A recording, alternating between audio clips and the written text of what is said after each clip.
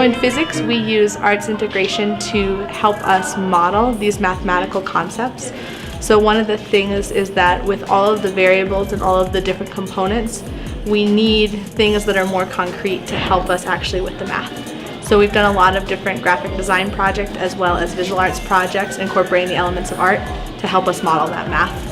In honors biology, we use art to help visualize those things that are both really big, like geologic time, and really small, like the insides of a cell, to actually make those things alive, and using different disciplines helps that. Also, we use like a bunch of different theater activities to increase fluency when you're reading aloud, like reading in accents and all these different things that help your brain process better.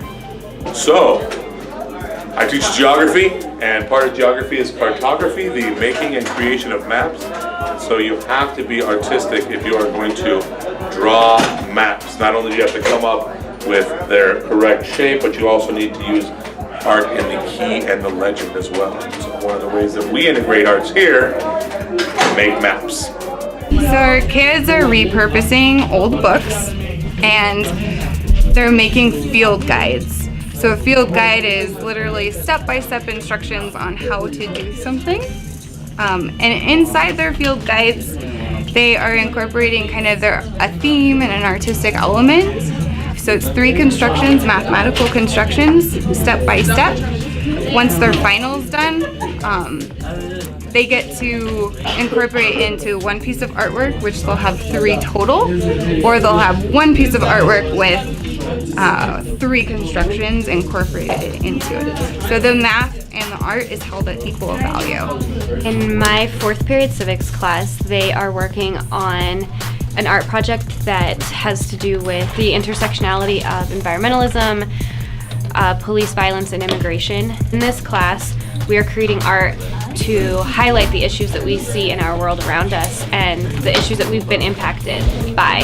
So they're making an art project to highlight what's going on, to show how global warming, immigration, and police violence are all connected, and how there is still this expectation for children of color to act a certain way. And so we're just trying to create a piece of artwork that shows what we see and how we can change it. We try to incorporate as much content from math and English, science, and social studies as possible. When it lends itself, my students are doing a lot of science as far as computer science, I would say, and engineering. Currently creating apps for devices.